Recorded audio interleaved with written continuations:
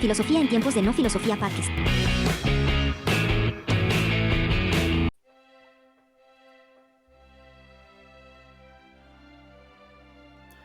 Bienvenidos al episodio número 6 y hoy vamos a hablar de algo muy interesante que es San Agustín y la cultura popular. San Agustín ha sido una figura profundamente influyente no solo en la filosofía sino en la teología y por lo tanto en la cultura popular, donde su vida y pensamiento han sido representados de diversas maneras en obras literarias, artísticas y audiovisuales que exploran sus ideas teológicas, filosóficas y personales. Estas representaciones buscan capturar tanto la dimensión intelectual como espiritual, haciendo accesibles sus ideas a públicos más amplios. La vida y las ideas de San Agustín han influenciado en la literatura, tanto en historias como ficciones inspiradas en su pensamiento. Por ejemplo, Las Confesiones es un relato autobiográfico donde San Agustín narra su conversión al cristianismo y su búsqueda de Dios. Entonces ha sido una fuente de inspiración para escritores y poetas que exploran temas de conversión, redención y la búsqueda de sentido. Autores como Graham Jennett y T.S. Eliot han sido influenciados por las confesiones en sus exploraciones de la fe y el conflicto interno. Es muy importante y muy interesante. También San Agustín de Hipona, de Giovanni Papini, de 1945. Esta obra representa una recreación novélica de la vida de San Agustín, ofreciendo una narrativa accesible que resalta el viaje espiritual e intelectual del santo, a través de un enfoque dramático y emocional que representa la lucha interna de San Agustín en su búsqueda de verdad y encuentro con Dios. En el cine y la televisión han intentado capturar el dramatismo de la vida de San Agustín y su impacto en la historia del cristianismo. Agustín, el declive del Imperio Romano del 2010, este film histórico representado, dirigido por Christian Dugois, es una representación dramática de la vida de San Agustín, centrándose en su transición de una vida de placer y ambición a una vida dedicada al servicio del Señor, de Dios, del Padre. La película destaca la influencia en la política y la filosofía durante la caída del Imperio Romano y representa a San Agustín como una figura clave en la representación del pensamiento cristiano en tiempos turbulentos, donde, como vimos antes, estaban entrando los macedonios, estaban entrando los nórdicos, estaba dividiéndose el Imperio Romano, ¿no? Y básicamente en la desintegración de la religión oficial, que era el cristianismo para los romanos, estaba dando esta religión romana del Imperio Romano que se estaba expandiendo. Pero a lo largo de los años, varios productores documentalistas han abordado la vida de San Agustín, así como sus ideas, y lo han implementado en programas de televisión y series. Por ejemplo, la cadena de televisión EWTN y ha hecho muchas series producidas por esta cadena y a la vida de San Agustín, y otros medios religiosos han examinado su legado en la teología y la filosofía, contextualizando su influencia en la cultura cristiana. También San Agustín en la música ha influenciado mucho al capturar la espiritualidad y la devoción a través de composiciones inspiradas por sus escritos y enseñanzas. Por ejemplo, Sancta Civitas de 1925 de Ralph Vaughan Williams es una obra coral, se inspira en la ciudad de Dios de San Agustín, donde se explora la idea de la dualidad entre la ciudad terrenal y la ciudad celestial. La obra captura musicalmente la lucha entre lo divino y lo humano y temas fundamentales en el pensamiento agustiniano. A lo largo de la historia del arte, San Agustín ha sido retratado como una figura clave en el cristianismo, representando tanto su sabiduría como su espiritualidad. Pinturas como frescos renacentistas de Sandro Botticelli y Filippo Lippi han inmortalizado a San Agustín en sus obras, representándolo como un erudito rodeado de libros y en profunda contemplación. Estos retratos a menudo subrayan la dualidad como pensador y santo, conectando su vida intelectual con la fe. Tenemos que hablar de las esculturas también que se hizo en catedrales e iglesias, donde San Agustín ha sido representado a menudo en vitrales o esculturas o pinturas también, generalmente con un libro, símbolo de erudición, y un corazón llameante que simboliza su amor ardiente por Dios. San Agustín sigue siendo mencionado en debates filosóficos y teológicos contemporáneos hoy en día dentro del ámbito popular, sobre todo la naturaleza del mal, para hablar sobre la naturaleza del mal en ética, el libre albedrío y la gracia. Estos son temas recurrentes en discusiones éticas, políticas y religiosas en medios de comunicación modernos.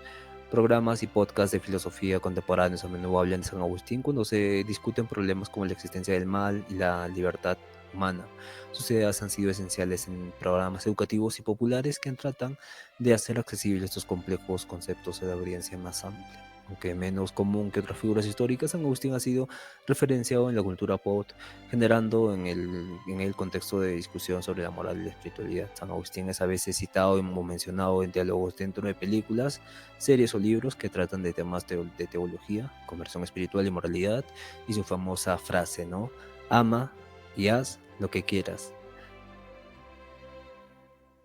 Trata de reflejarnos este tipo de primer mandamiento de Jesucristo, que ama al prójimo, ama a Dios como a ti mismo, y ama al prójimo de igual forma, ama a Dios sobre todas las cosas y al prójimo como a ti mismo. Es esta analogía. Ama de forma general y haz lo que quieras. Y el amor te guiará, ¿no? Se podría rellenar ahí, pero así usa esta frase en discusiones sobre ética en la vida moderna. Bien, ahora vamos a pasar a San Agustín en la literatura, ¿no? San Agustín en Confesiones ha hecho su libro y su conversión al cristianismo, pero Jean-Jacques Rousseau y Simone de Weil han reflexionado sobre la naturaleza de la introspección y el viaje espiritual. Esto es importante para Rousseau y Simone Weil, donde tiene que ser como la base de cualquier individuo. También Giovanni Papini, como hablamos antes, Agustín de Hipona, escribió este libro así, Agustín de Hipona, de 1945, donde representa las luchas internas de San Agustín y la devoción de su pensamiento, representando su travesía personal de manera accesible para el lector moderno. Otro libro también es La ciudad de Dios contra los paganos, de Civitate Dei. Este tipo de libros ha sido una inspiración para muchos escritores y esta obra influyó en autores como Dante Alighieri.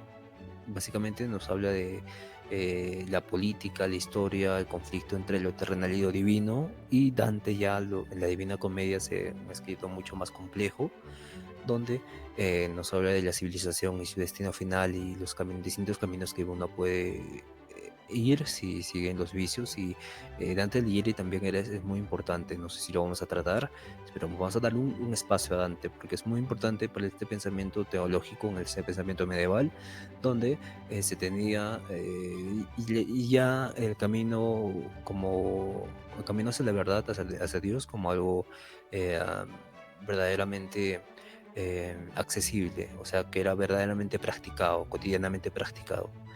En esa cotidianidad de practicidad ha sido como un hábito. Imagínate, por ejemplo, ahora, ¿no? Todas las cosas que caen al suelo. Eso es una ley física. Nosotros tenemos todos estos conceptos, aspiraciones, leyes físicas, etcétera, que son subjetivos, no son subjetivos, me refiero a que son verdades que el humano entiende y adapta a sí mismo, y para que tenga sentido las cosas que caen y que no entendería si no fuera así. Entonces, en ese punto es un conocimiento subjetivo, porque el humano ya le da todo este concepto, estas leyes, estos números y demás. Pero lo que quiero decir es que en ese tiempo también había este conocimiento en la Divina Comedia sobre la existencia de Dios, la existencia del infierno, y ellos realmente creían eso. Y esto es muy curioso porque ya hablamos de un pensamiento histórico, ¿no? Un pensamiento que era real, era verdad. Y esto es fundamental para el desarrollo de la filosofía y de la ciencia. De la ciencia, porque ya con esta división entre lo terrenal y lo divino, se pasó al estudio, al enfoque científico, el enfoque empírico, como una respuesta al miedo que causaba la Divina Comedia por la crítica a los vicios de la sociedad. Y este empirismo ya estaba surgiendo con Aristóteles, ya estaba surgiendo con Hume, pero en la Edad Media sí habían escépticos. Los romanos, incluso, como vimos antes, tenían este sistema de pensamiento, ¿no? Los eclépticos, los epicureístas, los estoicistas y los escépticos. pirronismo también estaba ahí, los cínicos, o sea que fue una cultura romana que estaba siendo muy influenciada por diferentes corrientes ya más materialistas, más empiristas. Bien, porque ya no se dedicaban a estudiar el uno de Platón, sino ya al fin de la vida, muchos decían que era la búsqueda del placer, la búsqueda de la virtud, la incertidumbre del conocimiento de la verdad y demás. Y ya con Dante y con estos filósofos que nos hablan de la ciudad de Dios, la ciudad terrenal, el reino de los cielos, los siete infiernos, ya se crea un tipo de lucha entre los pensamientos. Y por eso surge ya después el estudio físico del mundo, de la realidad, que es empirista. Entonces, el cine también ha capturado profundamente la vida de San Agustín, representando tanto su travesía espiritual como su contexto histórico en el que vivió. Una película muy interesante es San Agustín y el declive del Imperio Romano del 2010, del director Christian Duguay. Esta película es una biografía dramática de San Agustín que se enfoca en su vida de este joven como un ambicioso retórico funcionario del Imperio Romano hasta su controversia, el cristianismo y posiblemente el papel como obispo de Hipona. El filme subraya el impacto de San Agustín en la política. Este filme es muy interesante debido a que nos muestra cómo San Agustín, acá en la película lo ponen como funcionario romano, como ambicioso retórico, y esto era muy importante para entrar en política. La retórica era muy importante para entrar a política, pero esa retórica era un tipo maliciosa porque tenías que convencer a la gente aunque no tenga certeza, aunque no digas la verdad. Y esto es lo que se ha heredado hasta la actualidad y la politiquería se ha hecho propia de esto. Pero tenemos que entender que eh, Christian Duguay tenía que enfocar en contextos, la película en contextos más entendibles para todo el mundo, ¿no? En contextos, una crítica incluso a la política actual, donde San Agustín, que es funcionario y ambicioso en el Imperio Romano, va convirtiéndose al cristianismo y posteriormente como juega un papel como obispo de Hipona.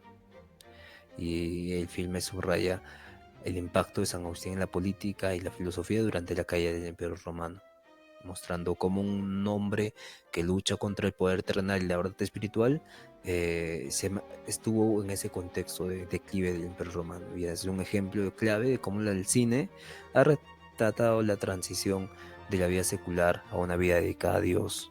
Esto es algo muy interesante porque nos hablan de una tipo de redención, pero sí, ¿qué hubiese pasado si no hubiese caído el Imperio Romano? San Agustín seguiría siendo romano o básicamente igual se hubiese convertido al cristianismo. En esta película nos muestran este drama donde San Agustín en primer plano nos muestra toda su conversión al cristianismo y tenemos que acordarnos, porque hablamos acá, que San Agustín está en la región del maniqueísmo y este maniqueísmo tenía como dios a Zaratustra y Nietzsche critica a Zaratustra porque es el primer dios de una religión que tiene un cuerpo. Y acá un cuerpo básicamente entra en conflicto porque un cuerpo es limitado, un cuerpo es simplemente un cuerpo. Y entró en conflicto San Agustín por ello, porque no entendía también la relación entre la Trinidad, ¿no? Un mismo Dios en tres personas, eso era algo muy difícil de capturar, ¿no? Es como... Y el mismo Dios todavía. Tres objetos, un mismo objeto. Tres diferentes objetos, pero es un mismo objeto. Entonces, ¿cómo entendemos esto? Y menciona San Agustín que esto se da por revelación divina. Uno entiende estas cosas por revelación divina, iluminación por fe, pero una fe cultivada, una fe que ha guiado a la razón hasta cierto punto, de que ella puede abandonarla y puede tener conocimiento, un conocimiento intuitivo de Dios, como diría Spinoza. Y esto ha sido clave también en la película. Bien, tenemos que hablar de la música. Sancta Civitas de 1925, Ralph Vaughan Williams. Esta obra coral se basa en la obra de San Agustín de la Ciudad de Dios, donde explora la tensión entre la ciudad celestial y la ciudad terrenal. Vaughan Williams utiliza textos de escritura y del Apocalipsis, pero sus lecciones de este tema reflejan la influencia duradera de la cultura agustiniana, del pensamiento agustiniano en la vida espiritual y filosófica. Es una obra de profunda reflexión espiritual que explora el destino de la humanidad, ¿no? Porque tenemos que recordar que San Agustín veía a la humanidad como algo que ya estaba predado, ya estaba dado, y que la victoria de Dios, la ciudad de Dios, era inminente al final, siempre ganaba, y que el mal era la ausencia de bien, pero que al final el bien siempre ganaba, abarcaba todo, mostraba todo, iluminaba todo. Y esto ha sido muy importante. Este compositor moderno creó una pieza musical basada en el libro Las Confesiones, donde intenta expresar a través de la música el viaje emocional y espiritual de San Agustín. La obra sigue las etapas de su conversión utilizando elementos contemporáneos y sacros para contar una historia musical, una historia, una vida como confesiones, pero a nivel musical, musicalmente, por así decirlo. Y composiciones modernas. Esto se dio en el 2015 y nos muestra cómo las confesiones han influido mucho en las reflexiones y la introspección, que hoy en día se toca mucho este tema de Michel O'Brien, que explora a nivel musical las confesiones de San Agustín y las palpa de forma que no pueda sentirse muchas veces identificado en ciertas experiencias internas o reflexiones internas o meditaciones o cuando se tiene un vacío existencial. Esto es fundamental. San Agustín también en las artes visuales ha influido mucho, como en 1480, y hasta ese tiempo ha pasado muchos años, más de 1000 años, donde Sandro Botticelli, con su obra llamada San Agustín en su estudio, refleja, rodeado de libros, San Agustín en profunda reflexión, y este es un tema común en las representaciones visuales de San Agustín. El artista retrata a Hipona como un pensador devoto, enfocado en la búsqueda de la verdad divina, y este cuadro se encuentra en la iglesia de Ognissanti en Florencia, y es uno de los retratos más conocidos del santo. Se llama San Agustín en su estudio de Sandro Botticelli, de 1480. Otra obra es, las que se hacen obra de San Agustín en las vidrierías de las catedrales en toda Europa.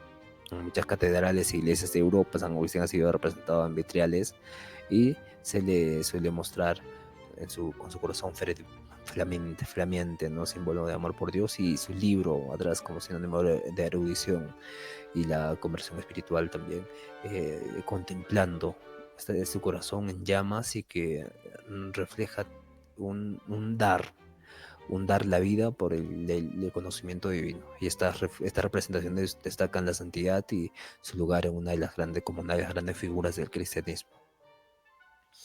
Otro tema interesante también es San Agustín en la cultura contemporánea. San Agustín también aparece en debates y discusiones filosóficas teológicas contemporáneas, especialmente en contextos de ética, moralidad y naturaleza del mal. Podcasts y series como las que tenemos ahora, las que estoy escuchando, hablan sobre la vida y la teología y la filosofía y discuten las ideas de San Agustín. Estas discusiones se encuentran a menudo en medios populares que buscan explorar cómo las ideas filosóficas antiguas pueden aplicarse a cuestiones más modernas. Otro tema interesante podría ser también la naturaleza de la realidad, ¿no? Porque San Agustín, influenciado por el neoplatonismo, distingue entre el mundo sensible y el mundo inteligible, el topus uranus, y sus representaciones sensoriales del mundo físico pueden reflejar la idea de que este es solo un eco de la verdadera realidad divina. Sin embargo, también puede distorsionar su pensamiento al centrarse en lo temporal y lo material, desviando la atención de lo eterno y lo divino.